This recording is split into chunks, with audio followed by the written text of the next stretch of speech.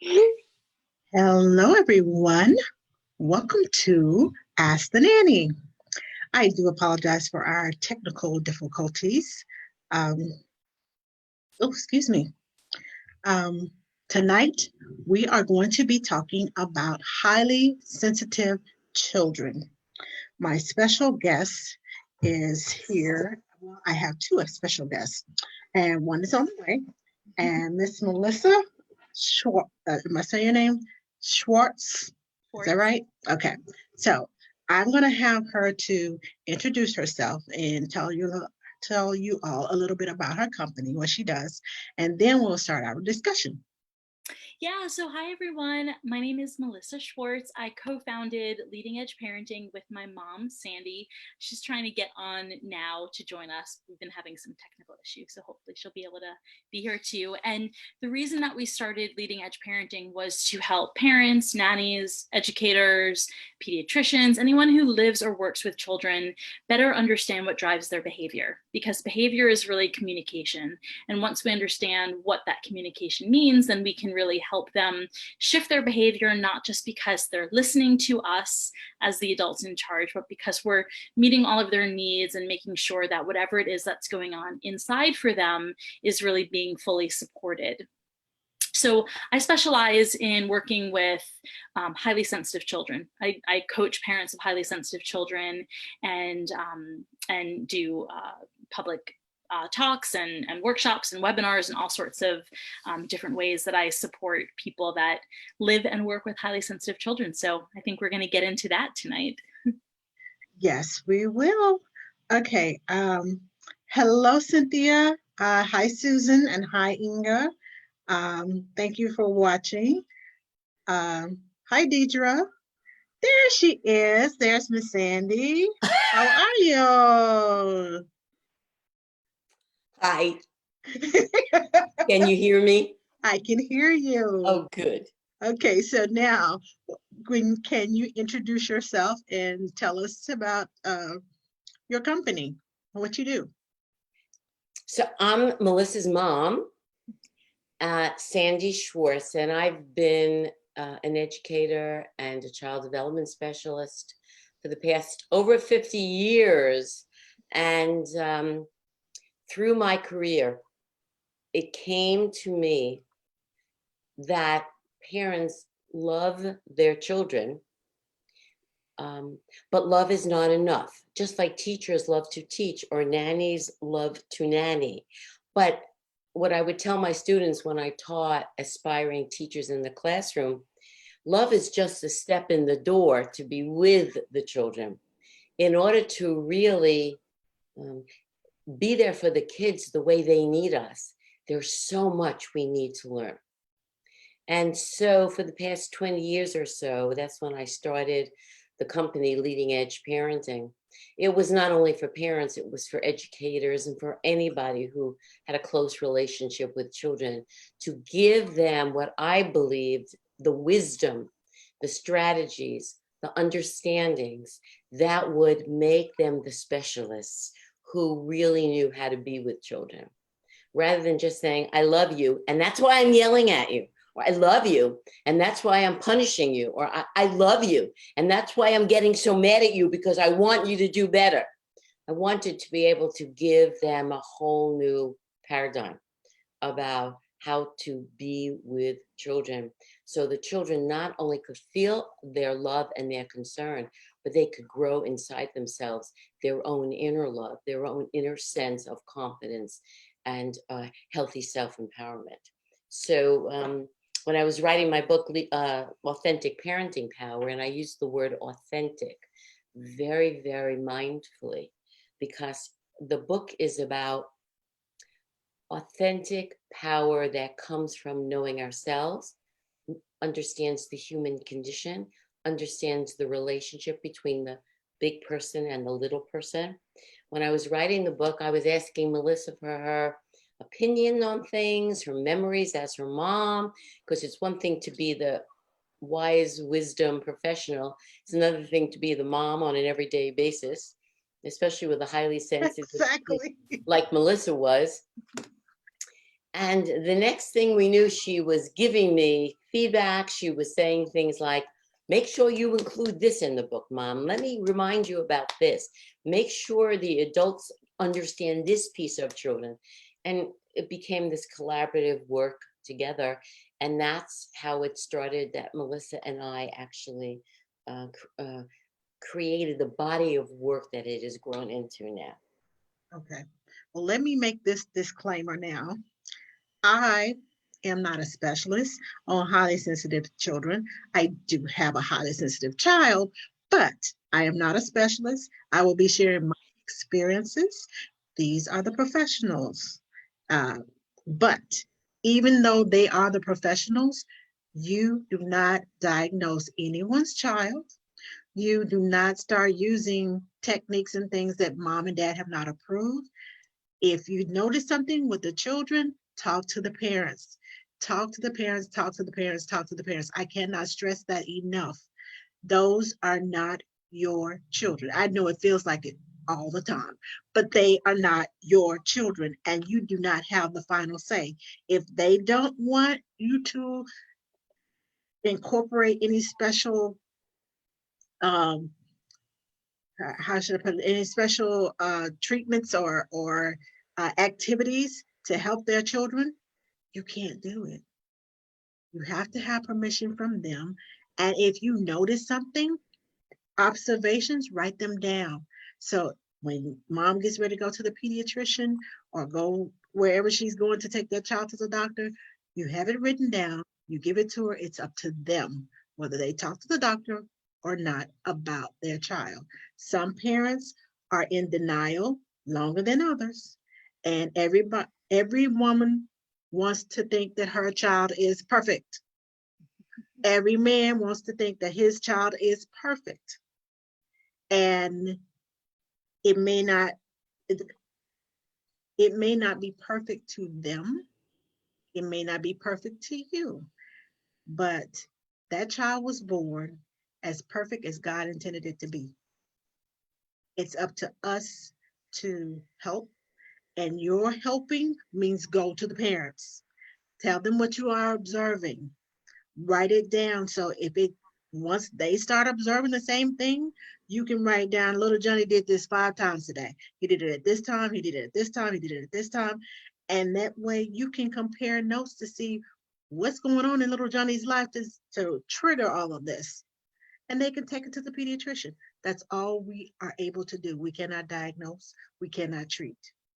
Now, if mom and dad take you to the doctor with them, or take you to the occupational therapist with them, or the speech therapist, or whatever therapist they go into, and they say, well, here's something that you can do at home. And mom and dad says, okay, I need you to help me do this at home. You have permission to do whatever it is they're asking you to do, whatever treatment it is they're asking you to do at home. But until then, hear me clearly. Do not diagnose or treat that child without permission from mom and dad. I don't care if you were at the pediatrician's office and the pediatrician told mom and dad to do it. Until they tell you to do it, don't go there. I'm just saying. Now, on to the show. Can I put my 2 cents in here, please? Okay. When I was a director of children's programs for young children, and most nannies are working with younger children, the complaints that I heard from my teachers, I think, are in some ways similar to what I think nannies deal with. And that is that the parents didn't respect them for what they knew. This was a big complaint that the teachers would come to speak to me about. And what I suggested to them was the following. The first thing I said to them was, in order to be treated with respect for your knowledge, for your education, for your wisdom about the other person's child, a lot has to do with the way you carry yourself. Yes. It's very important that if you want to be seen as someone who knows things, and let's just use professional right now. because many nannies have learned a lot of things and have a lot of experience. They may not have all the big fancy degrees, but if it's about the way you want to be seen with parents, you must handle yourself in a professional manner.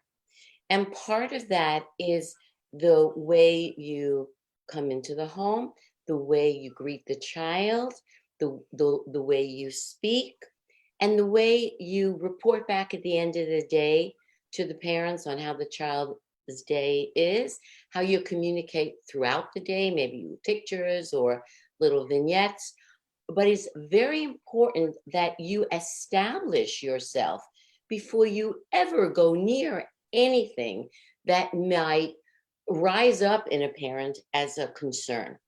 Because the last thing parents really want is for their own concerns to be seen by other people, or if they haven't seen it as a concern, for it to be pointed out to them from anybody, grandma, a friend, a specialist, or the nanny. So that's one thing you can just begin to do, is really polish your skills as far as the way you present yourself and the way they see you as you are interacting with their child. The other thing is to always look for the wonderful things in their child, because when you are a parent, you just want everybody to see the beautiful things in your kid. You want the people, even if it's the teacher, when you see the teacher or the nanny or whoever's been watching your child, you want to hear the good stuff, the stuff that makes your heart sing, the stuff that lifts up your hopes and your dreams for that child. So be sure that before you ever raise anything that sounds like a concern. That's my dog. Sometimes I feel like a parent when I can you hear my dog coughing? Oh my goodness, my heart.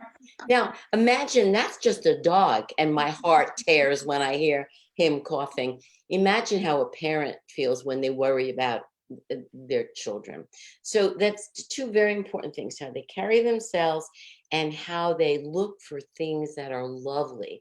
Paint a picture. I used to tell my teachers all the time, paint a picture for the parent of their child doing something delightful. That's way before we even go to a concern or something that they might want to look at. Right. You just answered one of my questions that I had, but okay. But I like to use the sandwich method. Yes. You do something good and then ease into, well, I'm concerned about this because I noticed this and then, but you know what? All of that was topped off with he did this, he did that, he did this, he did that. And that way you got the good, you got the concerns in there, and you got the good again. So they kind of got the meat of it in the middle. It depends on what they want to chew. They take a bite and chew, then yeah, you can continue that conversation.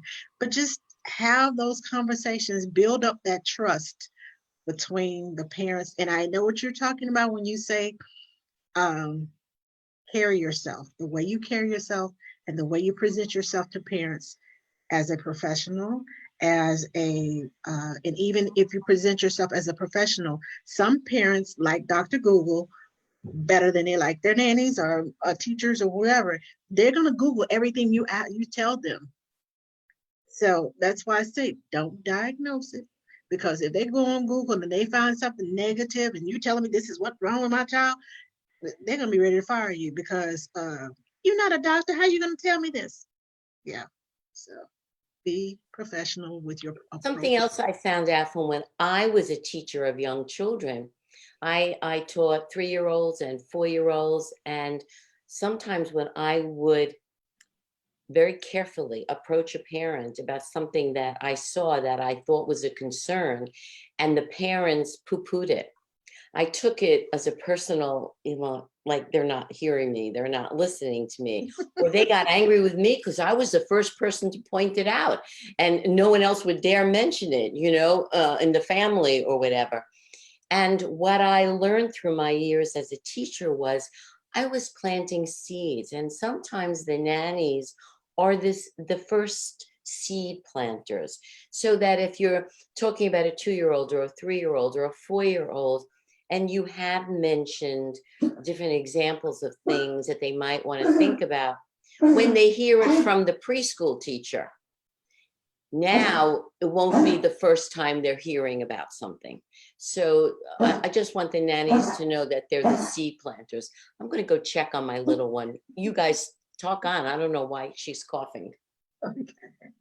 Okay, so Melissa, can you tell us? My first question is, what does it mean to be highly sensitive? Yeah. We So need the definition so we'll know what we were looking for. So a highly sensitive person, I'm a highly sensitive person, um, is born into life that way. So we also have highly sensitive children, and they make up about 15 to 20% of the population. So about 1 in 5 people are highly sensitive. With 8 billion people on the planet, it's more than a billion highly sensitive people that are walking around. And essentially what it means is we have a more highly sensitive nervous system than the rest of the population. And I wanted to, when the two of you were talking about letting parents know about noticing something in the child and not wanting to diagnose, being highly sensitive is not a diagnostic term. It's not it's not in the DSM-5. It doesn't mean that there's anything wrong with the person. What it means is they have a more finely tuned nervous system. They pick up more sensory information. They feel their emotions in a broader, more saturated experience than non-highly sensitive people. They can become more overstimulated because they're taking in so much information and they're feeling things so deeply. And they kind of notice more subtleties throughout life. They notice details. They feel things that other people might not feel. So a highly sensitive child, for example, might walk into a room or walk into a playground or a new classroom and cling to whoever brought them because something feels off to them, something energetically feels off to them. Or they might meet a new person, a new adult or a new child, a new friend, and run right over and get right into it because they feel safe with that person or safe in a new environment. So highly sensitive people they're all around us. Most highly sensitive adults don't recognize that they're highly sensitive. They might think, oh, something about me is a little different, or they may have been labeled growing up with certain, kind of, there's some terms that are common that get assessed to highly sensitive people, but there's nothing wrong. There's no diagnosis, there's no treatment, there's no medication. The only protocol for highly sensitive children is more understanding, more compassion, learning more about how to meet their needs, because they do have bigger needs than other children, but there's nothing wrong. There's nothing that needs to be fixed. Okay, so we have a couple of comments on Facebook. Sheila Davis says, this is so true. The way you carry yourself is so important. Thank you for sharing that. Patsy Andale says hello, and Henrietta Dyer says, so true. I always practice that at parent-teacher conferences as a former pre-K teacher and carried it into my job as a nanny. Susan Malone says, I was labeled as dramatic and tender as well as sensitive. And Elle Smith says, more patience sometimes. And that's one thing, to be a nanny, to work with children, period, you have to have patience. But some children, as you stated, they need that extra, and that extra love, or that extra attention, or the extra understanding of, this is who I am, and I can't change who I am because this is just my makeup. Yes. Now, my next question to you is, how does, I know some children are diagnosed with sensory disorders. How does that differ from, I know you said there's no cure, there's no nothing, no medicines, nothing like that you can do for highly sensitive children except for understanding and patience.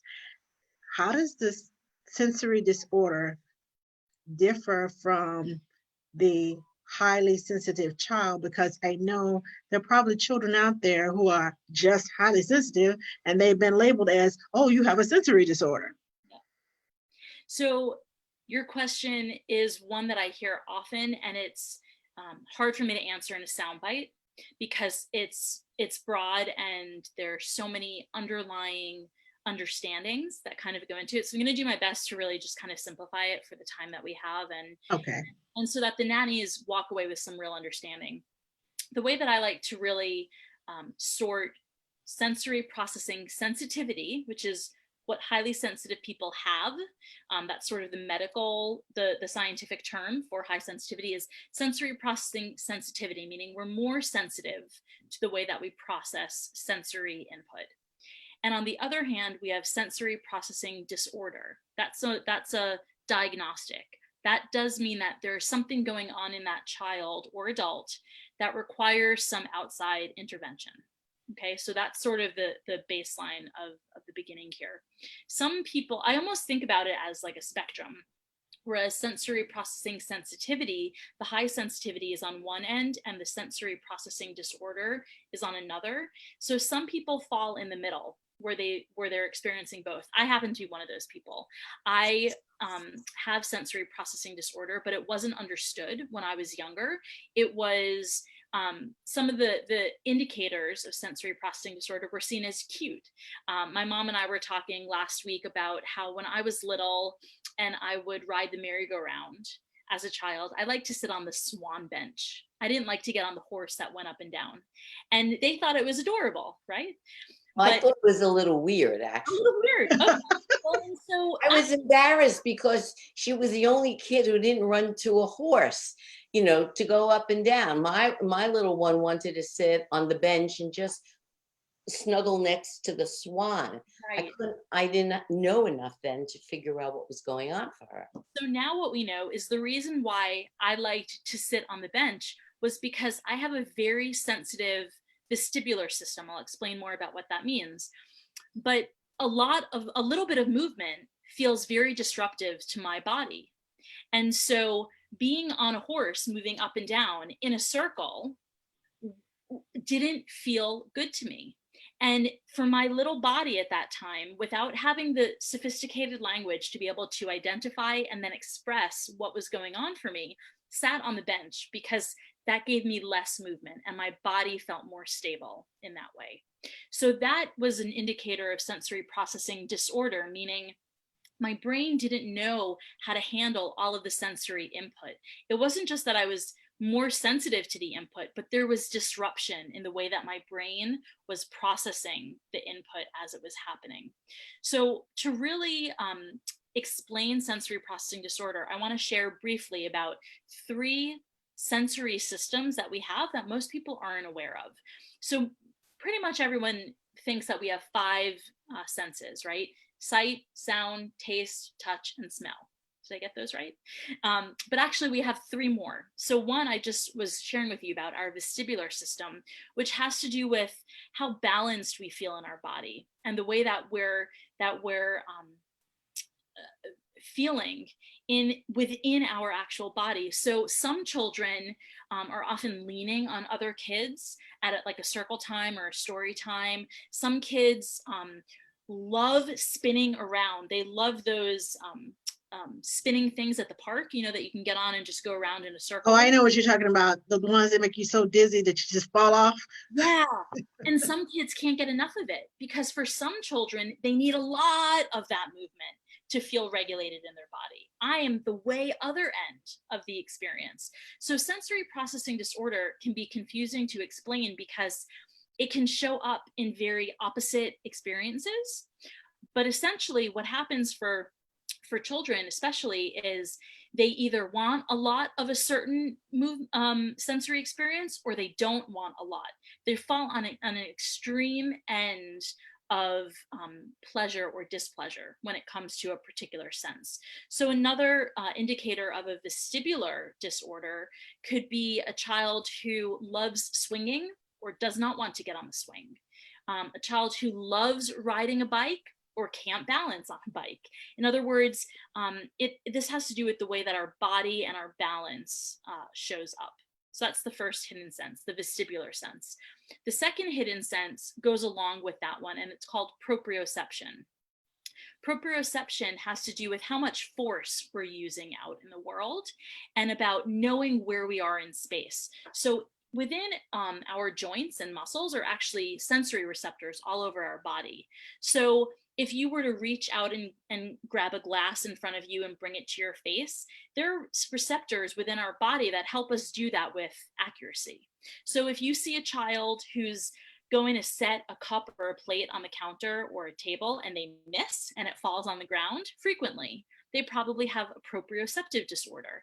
If they're constantly bringing something to their face and missing and spilling or hitting their lips, in other words, it seems like the way that they're moving through space is off in some way. These children often look really clumsy. They might be tripping over their own feet or missing steps. These are the kids who will swing their feet sitting at a table or a desk.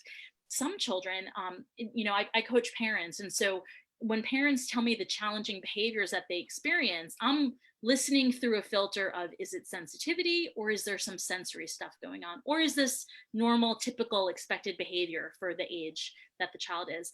Very often parents will say things to me like, my child won't sit at the dinner table. They won't sit still. And then I'll ask other questions like, will they sit on a big potty? Nope, they don't want to. They want a step stool under their feet. In other words, they want their foot to be resting. If their feet are dangling in space, they feel very disoriented.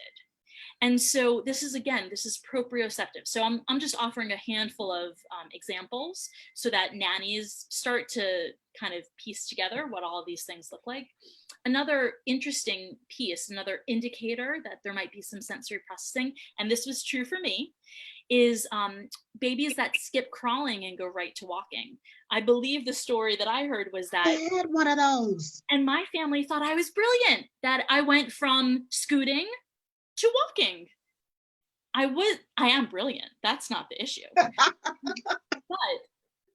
when babies learn to crawl, not only do they develop their bilateral coordination, but they also develop all of these muscles and sensory receptors in their hands and their wrists and their arms and their knees. And so when a baby skips crawling and goes right to walking, that is an indicator for us that they may have some sensory processing disorder going on. So there are certain things that we can look for along milestones that can help us know that there's possibilities. There are these little breadcrumbs that kind of get dropped all along the way. There's one more sense I want to share with you, and then I'll stop talking and answer. No, go ahead. We're learning. Okay, cool. So the third sense is the interoceptive sense. And that has to do with how we feel our inner body rhythms. Things like hunger, thirst, that we need to use a potty, that feeling internal temperature. So for example, there are some children who will run around on a playground and be all hot and sweaty and ruddy cheeked, but they don't think that they're hot. They don't want to take their sweater off, or they don't want some water to drink because they're not feeling their inner body rhythm in the way that other people feel their inner body rhythm. There's nothing wrong with them. There's some disruption in the way that their brain is processing the information that's being sent to it, saying, you're hot, you're thirsty, you need a break. That brain isn't hearing it in the way that other brains would be hearing it. The way that I actually came to do the work that I do, where I look at the overlap of high sensitivity and sensory processing disorder, is because I was working with a family some years ago where they're highly sensitive. I think he was about 5 or 6 at the time. He was well past the typical age of potty training, and he was still having accidents on a regular basis. And dad's answer to the lack of potty training was anytime he soiled his pants was to throw him in a cold shower. And that would teach him to listen to use the potty. And I said to dad, that's not what's going to do it for him. Something is amiss here. And what we realized was that he never asked for food. He rarely asked for a snack. If you gave him something, he would eat it, but he wouldn't ask for it. Same thing with drinks. He didn't often ask for a drink, but if you gave him something to drink, he would drink it. And so what we realized was that he wasn't feeling his inner body rhythms. His interoceptive sense was under responsive. So it took a lot of needing to go to the potty. And even then, he wouldn't feel that need. He would just kind of soil himself.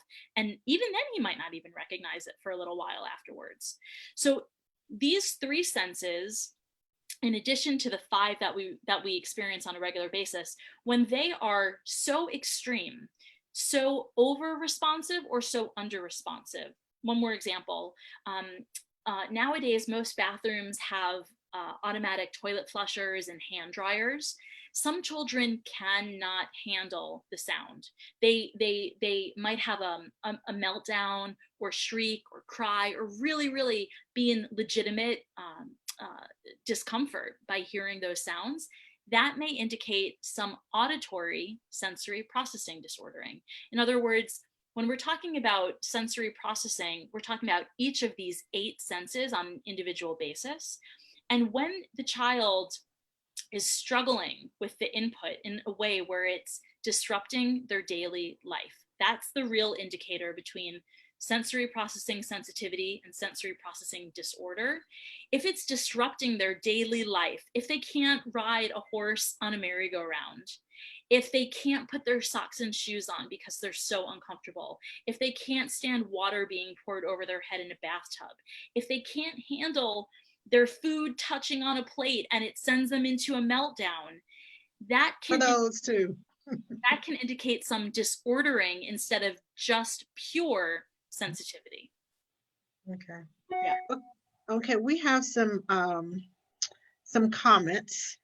Sarah Smock said, I'm very sensitive, so I used humor to deal with it. And that sounds like a coping mechanism. Yes. I know I have several on my own. What are some things to look out for in a child? Is it similar to sensory processing sensitivity? Well, I think we just answered that question. Okay, Henrietta Dyer said, my previous comment was in regards to discussing a child's behavior or certain issues with the parent in a sensitive and diplomatic manner, starting with the positives. Great idea, Henrietta. Patsy says, a child that gets extremely upset when they touch certain textures or hear certain frequencies and even refusing to eat certain foods because of the texture. What would you describe this as? So this is a really good middle gray area because some highly sensitive children are sensitive to textures. They are sensitive to foods. I'm one of those people also. I like my food separate on a plate. I am still, keenly aware of certain textures when it comes to food or clothing. So some children don't want to be on sand. They don't want to be on grass. They don't want to be on an itchy carpet. This can be an indicator of sensory processing disorder if it's affecting the child being able to move through a task. In other words, as a child, another story that we often like to share, when I was, I think, 4 or 5, I was in a dance recital, and the costume that I had to wear for this dance recital I was a bluebird, so I had feathers and itchy taffeta all over. And before the recital started, I believe I said something like, I don't want to dance. And my mom said, as her mother, because we really do have to remember these poor mothers. She walked up to me and she said, I'm not going on the stage. I'm not dancing. And all I could think of was I spent a freaking fortune. Oh, excuse me. I spent a fortune for her lessons and for that outfit. And the grandparents were in the audience and she was going up on that stage. Somebody was dancing today. Now you see why we work together.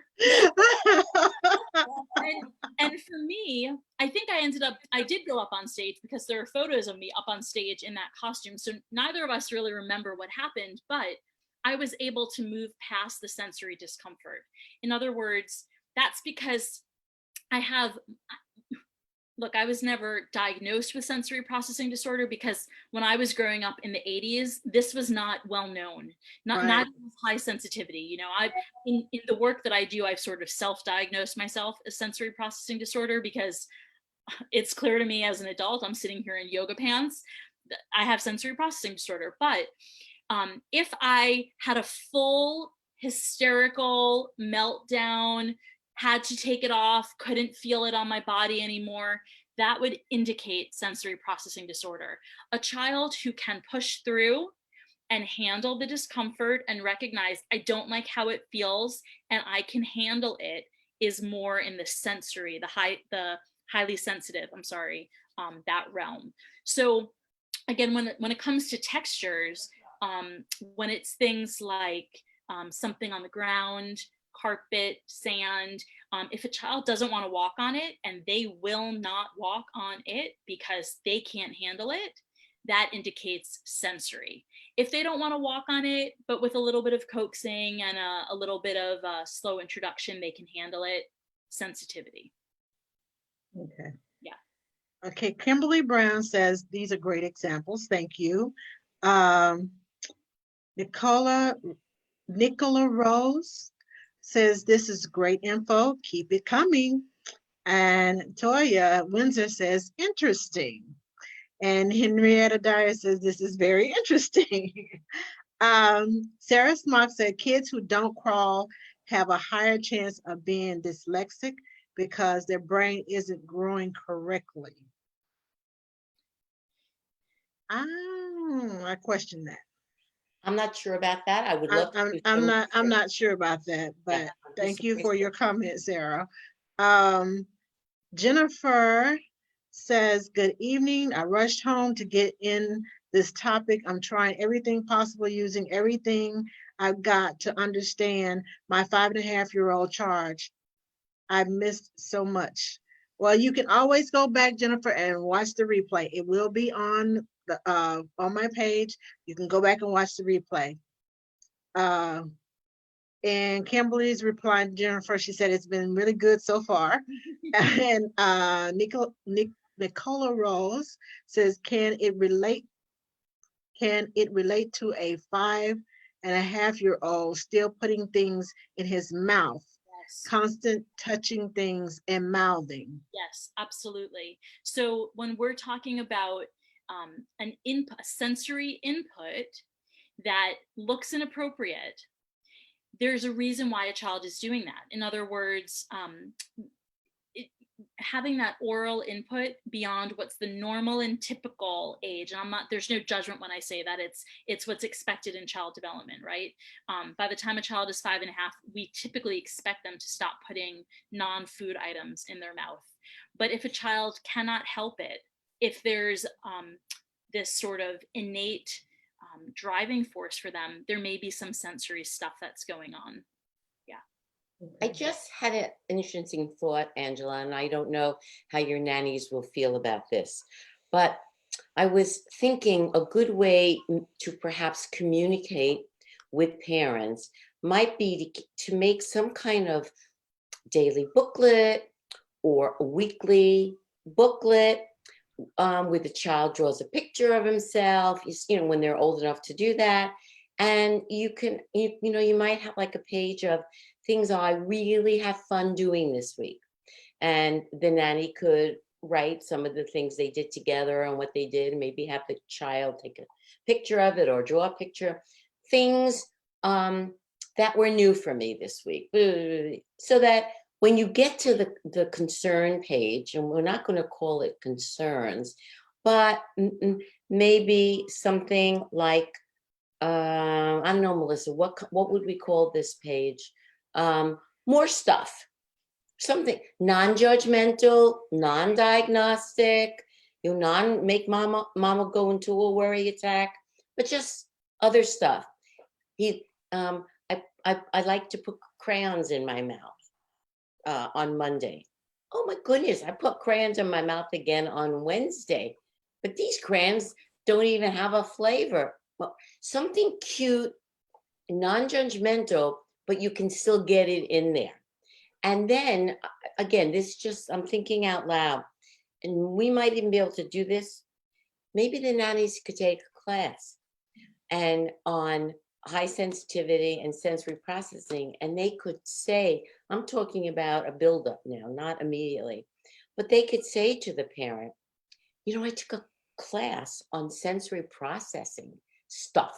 Don't use the word disorder, because disorder throws parents into a panic, and people who really don't know it, I don't think should even use that word. I never use the word if I can help it when I'm coaching a parent, because it makes them very It's a negative connotation. yeah, and they get very scared, very upset, and who are you to use the word like disorder?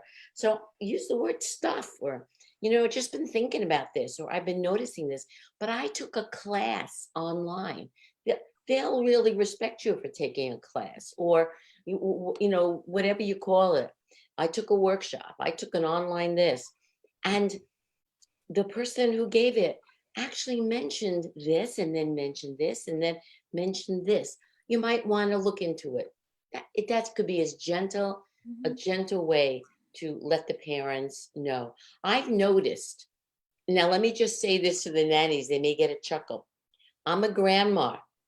I have to be as gentle the way I talk to my son and daughter-in-law about my grandchildren as nannies do.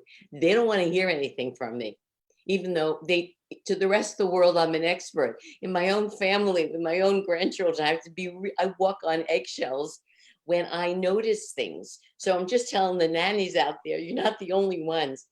Melissa noticed that one of our grandchildren, I believe, doesn't know how forceful he is. He's the kind of kid who, when he throws the ball, it could break 40,000 windows.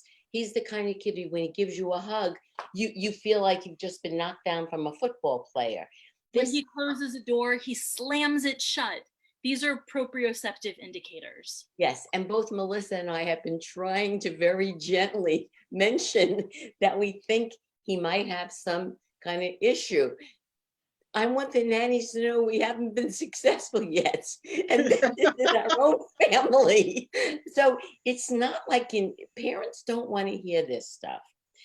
But I think because a nanny's with the child all the time, and we're not, that if they could, have some kind of picture drawing or book telling or some kind of storytelling where they could put good, the wonderful stuff and like your sandwich kind of thing, somewhere in that sandwich could be, today he was so strong that he could throw the ball all the way across the field. But he was so strong that he knocked down the mirror when he slammed the door. Or, some kind of, again, painting a picture so that you just planting the seeds. But if you do take a class in this or a workshop in this, then you could, elevate yourself by saying, I learned this. And so I'm just noticing and pass it along. Okay, so I'm going to put a plug right here for International Nanny Training Day that is coming up on April the 18th. And I know all across the country and overseas that we are having trainings. Now, not everybody's having a sensory disorder training at their INNTD event, but I know there will be some going on because that's a big, big, huge topic in our community. So I'm just saying, get in there. And I'll just say this. INNTD is how Ask the Nanny got started. It lit a fire under me. Cool. So. And I want to also say, I spoke about this topic at the Orange County International Nanny Training Day a couple of years ago. So there are these workshops that are happening there. Yes, and Nanny Palooza is coming up too.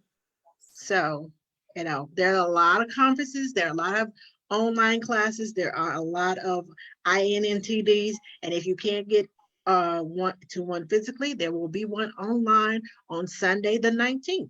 So please, please, please, I'm just plugging it in there.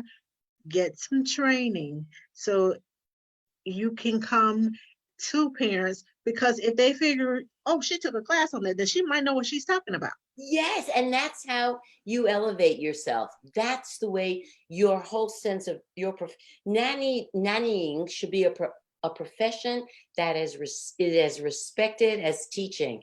And the way you raise yourself up is by learning more, so that when you speak, you are using the language of the world of professionals, but you're also saying it in a way where you're also understanding that you're also teaching to a worried heart when it comes to the parents. So you learn that gentle, intersection.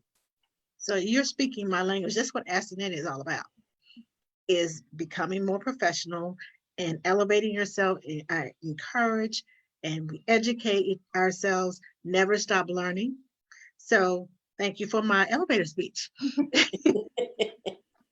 Now we have some more comments.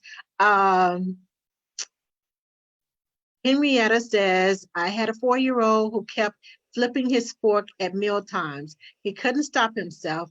He could he could not keep still, very fidgety. Kimberly Brown says, that was me. I could not do I could not do sand.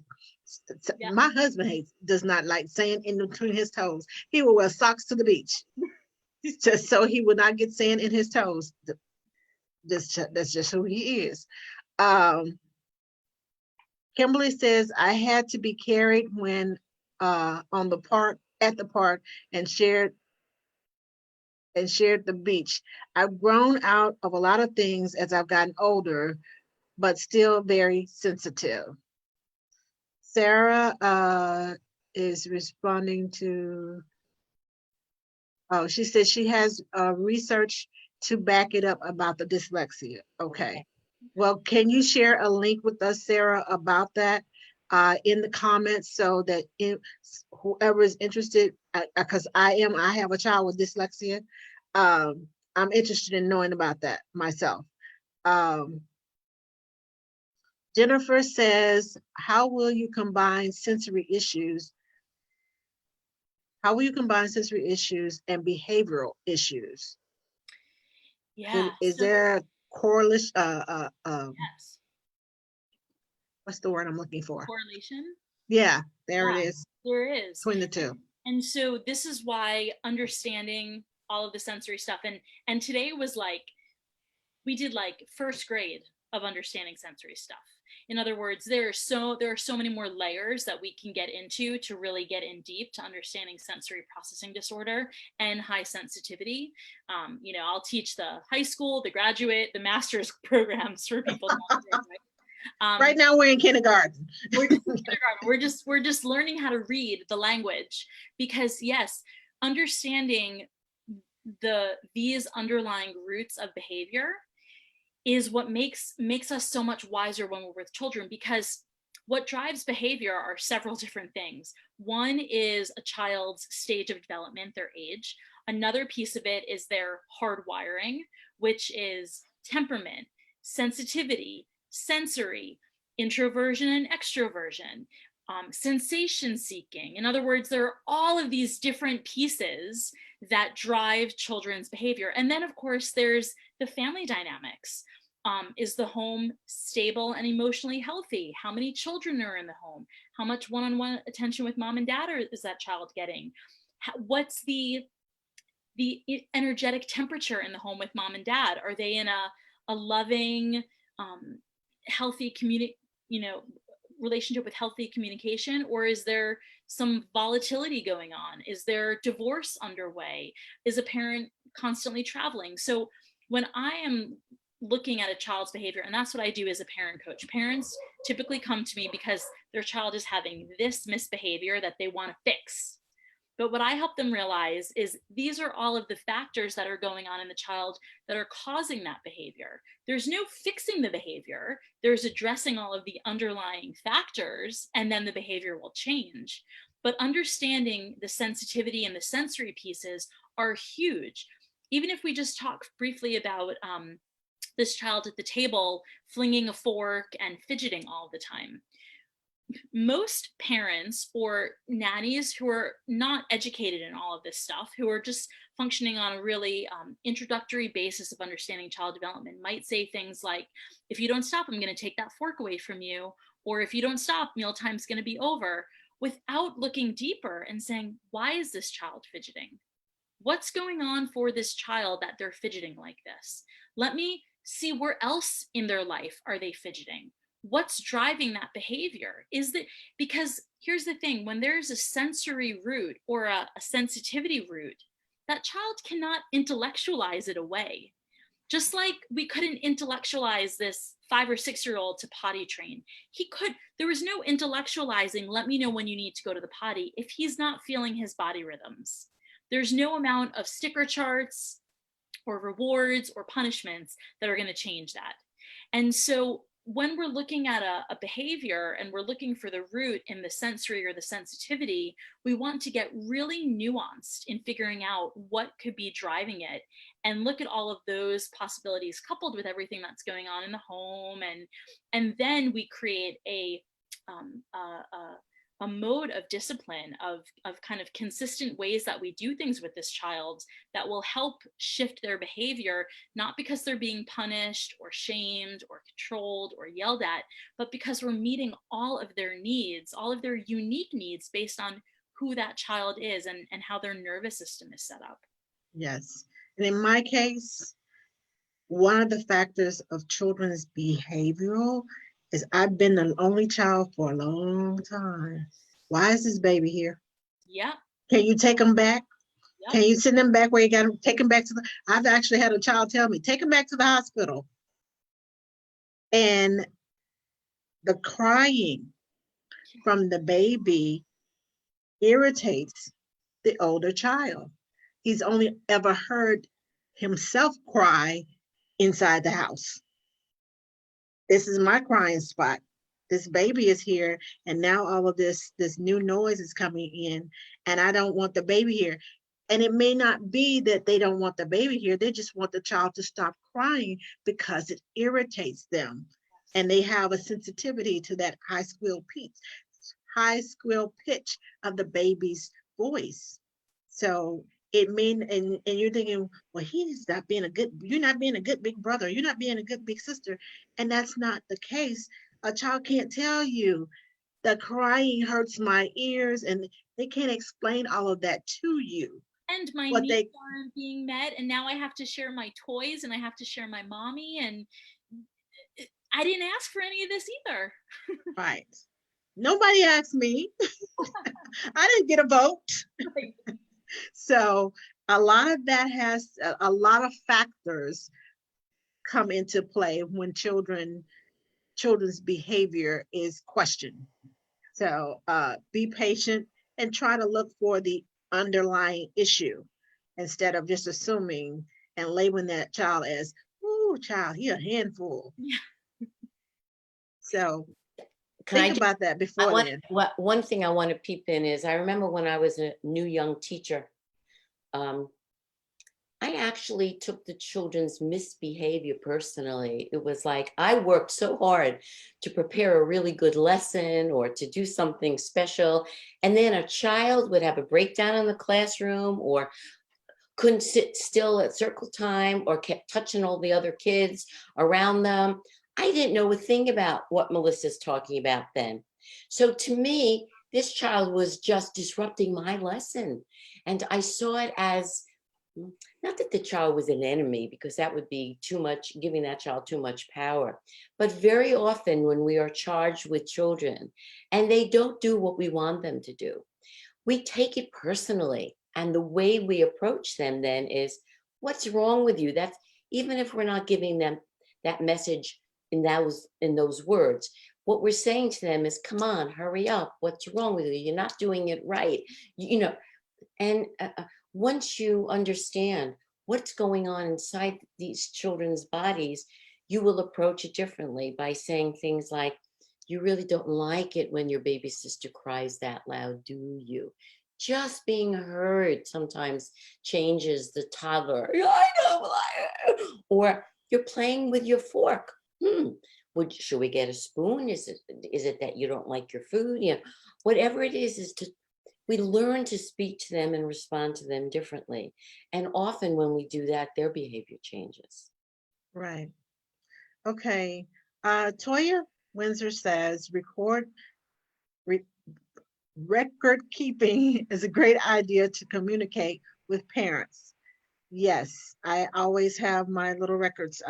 Whether it's on an app or whether it's on a sheet, I have a sheet called the My Day, and I record, when they ate, if they pooped, if they when they slept, what kind of mood were they in when they woke up, all of these different things. If I had any concerns, if there was something new that they did today, whatever the case may be, if we whatever activities were, the parents kept those, and they would take that. I would put it in a notebook, and they would take it to the doctor with them. So on this day, let me see.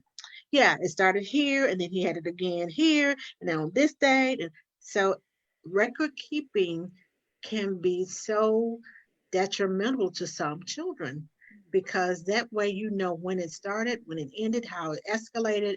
All of these things can be very important in a diagnosis, or in a treatment, or in whatever is going on in that child's life. This is when it started, and let's see how we can change it. What happened that day in his life that caused a switch to flip, and all of a sudden, this is the whole totally different child. What happened to him? So we need to keep records so we can find out and figure out what's going on. Um, Nicola Rose says, yes, it seems he cannot help it. Even after reminders, things still go to his mouth. Are there any tools that could help him? Something he could mouth appropriately, like fidget toys for kids who need to fiddle, but for his mouth. I can answer that question. I had a 2.5-year-old. They have these little chew sticks. They have all kinds of different chew toys that are for older kids who just need to chew on something. I had a child who chewed up that was in the crib, and he chewed all along the crib. It was like what you could tell the wood. He chewed to the wood, and his mom took him to the pediatrician, and he suggested all these. So they had things. So when he had to chew, he'd grab one and stick it in his mouth. So now So that was just my opinion. Now I know you all have something probably totally different. Well, no, I don't disagree with that. However, I would talk to the parents about it first, because that Yes. falls in that same category that we're talking about of, to me, that's really treatment. In other words, if there's some oral fixation, something that's going on, and the child needs a tool, I would bring mom and dad in on it, because that can also lead to dental issues down the road. And here's the bigger piece. If a child does have some sensory processing disorder, um, treatment, which is occupational therapy, which is play-based therapy, is really, really beneficial for these children. That is the only treatment that is suggested for sensory processing disorder. If children don't receive that treatment, they can still grow up and be fully functional. I am a product of that. But if the younger they are, and the earlier they receive an intervention and start working with an occupational therapist who really understands them, and if they're also highly sensitive, understands their sensitivity, because there are some children who are have pure sensory processing disorder. In other words, they are not highly sensitive. They don't bring that emotional, energetic sensitivity to the mixture. But if these children do receive treatment, the OT may have other tools and strategies that will provide more long-term solution than just giving them something safer to put in their mouth. In other words, that's more of like a pacifier, and we're trying to get them beyond that.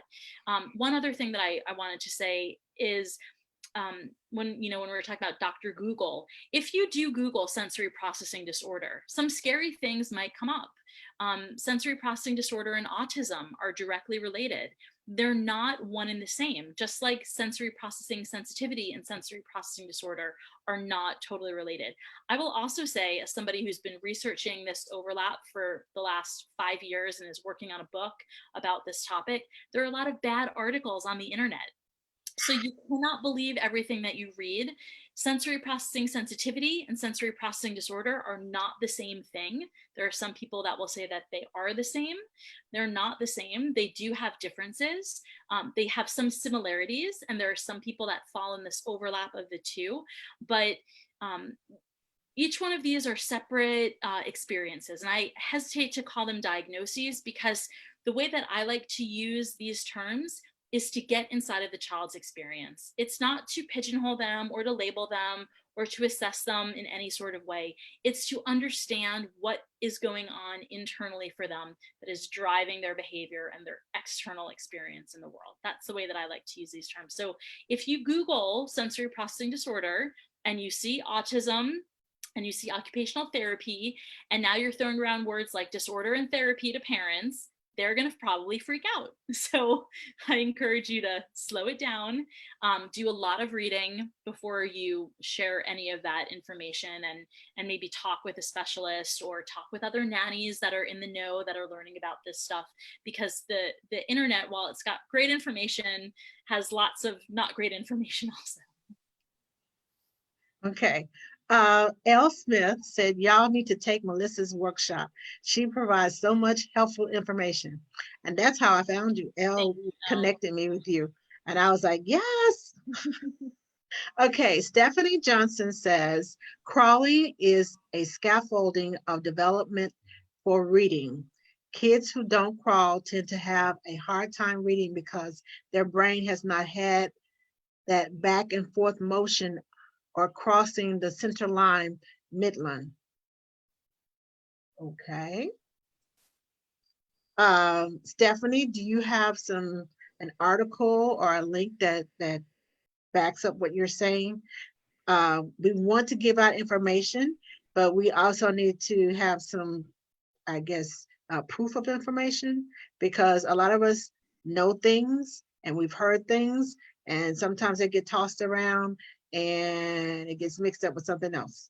So if you have some scientific basis, some type of scientific proof, please post it in the links so that we can go and read it. And like Melissa said, everything on Google is not your friend. Just saying. Okay, Jennifer said, I have found so many nannies who, like me, feel so connected to their charge and will do just this: pay attention to all information we can get. I have to stay in my lane and only speak when I'm spoken to.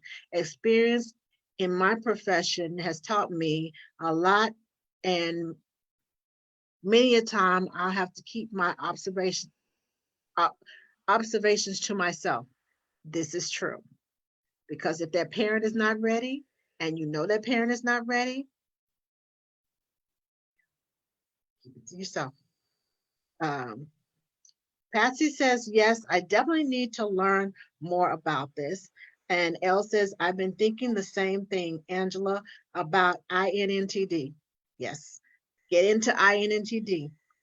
You'll learn so much. I mean, the professional development, I cannot preach this enough. Professional development, continue learning, always learning, always learning. We don't know everything about everything. We know a lot of things about a lot of things, but we don't know everything about everything. So continue to learn. As soon as you know everything, you're going to work with a child who's got a whole different hard wiring and a whole different home environment that's going to bring a different set of behavioral challenges with new opportunities to learn all over again. Yes, because see, I'm in my 50s, and what we did back then when I first started babysitting and what they do now, I'm like, okay, I need to keep up with technology. I need to keep up with the latest this and the latest that. What is this? And I read and I scroll and I gather information. Okay, I was going to ask that question, but to me, I was like, okay, I don't want to seem like I'm kind of stupid and dumb. I want to ask that question. And somebody else asked it and they got answers. So I was like, okay, let me find out. And then because I like to learn from my peers and the things that they know. I mean, just simple things. Do you like this brand or whatever? No, I don't like it because it does this with this much. Oh, I love it because it does this and this. But you have to learn how to discern the pros and the cons and decide if it's right for you. So keep learning, keep learning, keep learning. Paige Greenwald Hernandez says, dyslexia in kids that skip crawling, part of dyslexia retraining that I went through for my own dyslexia, including a full discussion about younger dyslexics benefiting from spending time crawling to strengthen and reinforce the hemispheric bridge, even if they are 5 or 6 years old. It was not stated as a cause, but crawling was listed as something that they could benefit from. Okay, got it. So we don't So want to rush the kids through the crawling stage. That's pretty Right, much what it Not is. at Let's all. let them go through it. We want to right. let Parents are so excited for the next stage and the next stage. And so the nanny can be the one, to encourage the child, crawl, sweetheart. I know you'll walk when you're supposed to. Right. Keep crawling. Um, Henrietta Dyer says, thank you, ladies. I have to go nurse my sinus headache. This was so interesting. I had to stop by. Nice work. Thank you, Henrietta. Sheila Davis said, I would like to thank you, ladies, for this incredible information. I'm a postpartum doula, and I have come in contact with parents that have an older sibling with sensory, and this educates me so I understand what the parents are going through and their concerns. We all need this education, even if it is not necessarily something we deal with directly. Thank you so much. It's appreciated. You're welcome, Sheila. Susan said you didn't mean detrimental. I think you meant helpful. Okay. That was probably me saying that. Yeah, that's what I meant. Because that sounds like something I would say. Um, Thank you for the chew stick idea. I'll look it up. Nicola, you can look it up, but please check with your parent first before you know, introduce it to that child, before even to introduce it to the parent, to introduce it to the child. Take the time to talk to the parents. Having the knowledge is one thing, knowing it's there is one thing, but actually trying to implement it is totally different. Know the boundaries. So, um, Nicola said, I understand bringing mom and dad into it. In my situation, I'm responsible for all that. Oh, I communicate and coordinate with speech therapists, pediatrician, and dentists. So I would implement a treatment and then relay it to them. I know, oops, sorry, hit the wrong button. I know most cases won't be like that, but for me, it's down to me to help him then explain to the parents what they need to do. Wow, you are in a unique situation, Nicola. I I applaud you because that's difficult to do when you're taking over the child and the responsibility of the child's uh, treatments and everything else, and then relaying it back to the parents. Um, and in so that case, maybe check with the speech therapist and the dentist also. yeah. Um, Toya says, thanks, Elle. And Stephanie Johnson says, this is just what I remember from class in college for my early childhood education. This is just something that has stuck with me. Okay. Kimberly says, I believe that my personal sensory issues are what have given me the extra skill to help and understand my kids that I have had with sensory issues. But back in the day, no one knew what it was. It's hard having something and nobody understands you and knows what's going on inside of you. Yeah, and I Um, too. And I also wanted to add something, which is that when I speak to rooms of nannies, I speak frequently at nanny conferences, and I talk about high sensitivity, and I go into detail about what it is to be a highly sensitive person. And then I ask for a show of hands of how many people think they're highly sensitive.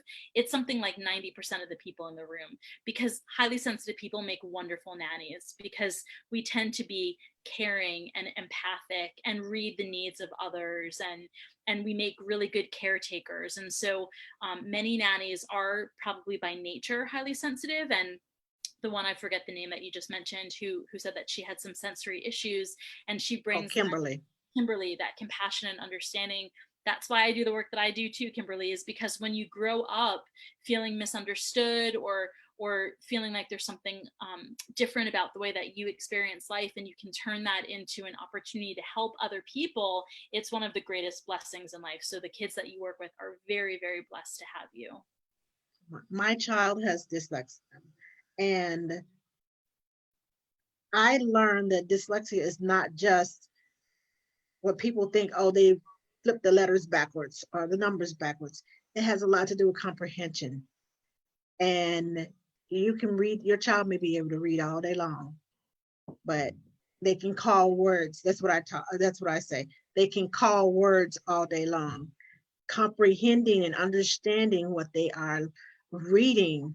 If it's just going in and then coming back out, because it's like a typewriter. You see the scenes in the movies where you see the typewriter and it just, the words just keep going across the page. That's exactly what they do. It goes in and it keeps going on out.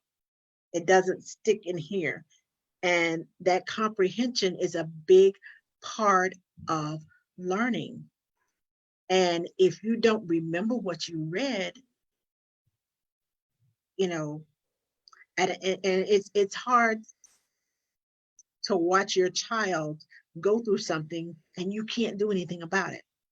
But I retrained myself to try to teach him just the basics in math and English. And also at that time I was a preschool teacher. So it taught me to take the kids that are in my class and teach more than one method, teach the concept more than one way, because everybody doesn't get it the way that you teach it. And you're so busy teaching it that way because that's the way I've done it all my life, and the kids will get it. And if those who don't get it, oh well, they'll catch it the next year. No, teach the concept more than one way so that all the kids, or at least the majority of the kids, will pick up on, grasp that concept.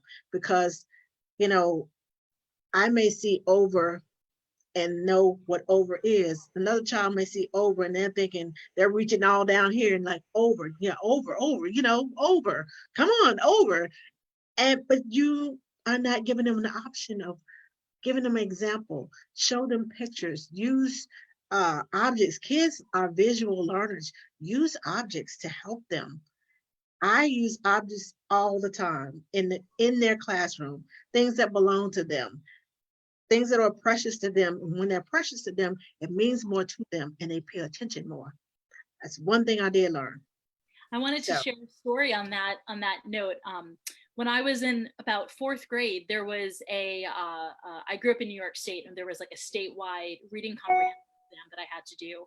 And my mom actually was a teacher in the school that I grew up going to. And the reason I'm sharing this story is because I want the nannies to understand to look beyond the misbehavior, to look beyond what's going on the surface. So I took this reading comprehension exam and I didn't answer any of the questions. I left the entire exam. Some of them, but you didn't do as well as they expected that you were going to do. Yes. And my teacher approached my mom very concerned because she was wondering, did I have a reading disorder? Was there a learning problem? What was wrong with this child? And I sent her for testing because as a teacher who's also specialized in reading, I could not figure out where the disconnect was for Melissa, because I would try all kinds of things and I just couldn't figure out the disconnect. So go ahead, Melissa, tell them where the disconnect was. I said I wasn't interested in the story and I didn't want to answer the questions. There you go. make it interesting. There's always more to the behavior. There's, on the surface, it may look like dyslexia, but what does that really mean? What does it mean for this unique child? How can we get into this child's world so that they can thrive? Right. I did the testing too. And the passing score is 70. But the rules in the book says that there should not be the maximum score difference should be 15. My son scored 99 on the reading part and 70 on the comprehension part. I was like, that's like double the 30. I mean, 30, that's almost 30 points, which is double the maximum. So, and they just passed it right along. Okay, he passed it. They didn't see it as the whole test and say, okay, he passed this part, he passed that part, he passed this part. And they just shoved him. I said, both my parents are teachers. I'm a teacher. No, this is not going to happen. You're not just going to shove them along. Uh, my mom always taught me that a rattling wheel gets a lot of attention. So I became a rattling wheel. And, the teachers heard, even though I was a teacher, they hated to see me coming because I'm like, okay, so I know you have a lot on your plate and I know that you have a lot of students, but not today, not my child. So you have to be an advocate for your child. And nannies sometimes get put in a position where we have to be advocates for our nanny kids because the parents are not there in the moment to advocate for those children. So we have to be advocates for those children. So don't let people just pass your child on by and just slide them on by. Well, he passed, and no, we have to be advocates for the kids that we take care of, and inform parents that this is what's going on, and this is how or how this is how I handle it. But how do you want me to handle it in the future? Because it may be a situation that has never come up, but all of a sudden you're in the middle of it. So what do you do? So anyway, um, our last comment is thank you, ladies. I'll be happy to look at this tomorrow. Very informative. That was Jennifer. Now, I would like to thank you all for joining us tonight and for all the information. I love what I do because I learn so much every week. And I have my trusty pen and paper, and I'm sitting here. You all see me looking to the side. I'm sitting here writing down notes so that I like going back over my notes and getting information and being able to say I learned that and who I learned it from. So thank you, ladies, for all the information and for sharing your stories and for sharing the info, for getting us to a point where we, especially mom, so we can talk to parents and so that we, and I love your idea about the book and how we should create a book for the kids. Love, love, love that idea. And I'm gonna go back and I'm gonna rewind this so I can write down notes because I was trying to write too fast and I can't read some of the stuff that I have. But thank you for that tip. That is a wonderful tip to have for kids to do and just write down their dialogue as to what they're saying and how they're feeling and pass it on to mom and dad so that they can know what's going on inside their child. Um, Now, I have one announcement before we go, and that is the dates for our retreat for Pittsburgh. I know some ladies are listening. For Pittsburgh, the dates of the retreat are going to be August the 28th through the 30th. And the dates for LA is going to be September 11th through 13th. So I know you all have been waiting to hear that about the retreats. So we've just added those two cities onto our retreats. So now the announcement has been made. And thank you, ladies, again. And please, please, please stop by. Make sure I get the name right before I say this. Stop by Highly Sensitive Children Facebook page and like their page. Also stop by Leading Edge Parenting and like their page. Support them. If you have any questions, if you are dealing with a child that has sensitivities and you're at the point of talking to mom and dad, go to them with a solution. I have someone who can help you. I have someone who can talk to you about them, about what you're going through and help you through the anxiety and help you to love on your child and to not feel so frustrated because oftentimes mom and dad go to work and coming home and finding their child being sensitive to different things and not liking the noise and screaming and everything, and it causes reactions and they think this is a behavior problem. It's not necessarily a behavior problem. We have someone that we can send them to. So please, please, please, I'm going to have them to list their links in the comments. Please, please, please go by and like their pages and support them because this information They are helping us. So we need to give back and help them. You know me. So, and if you haven't liked Ask the Nanny page, please go stop by and Ask the Nanny on Facebook and like our page. Visit our YouTube channel, the Third Parent Academy. Subscribe while you're there. And last but not least, I am the director of the U.S. Nanny Association. And I would love, love, love to have you all join our association. If you have questions, we have a website, usnanny.org. We have a group a private group for our members.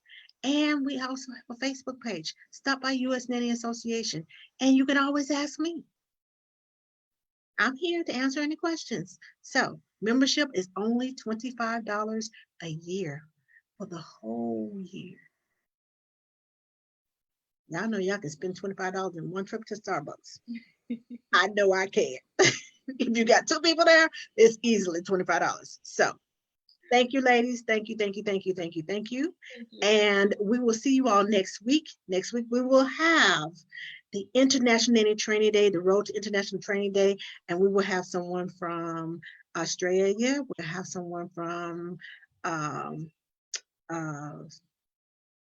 England and Canada. And that third one, the last one, we're working on that, so we'll probably have 4. So be here next week to find out what's going on the other side of the world on the same time it's going on this side of the world. Training, training, training. We're all learning together. Anyway, I'm done. I promise. I'm done. Thank you all. And you all have a great week and a good night.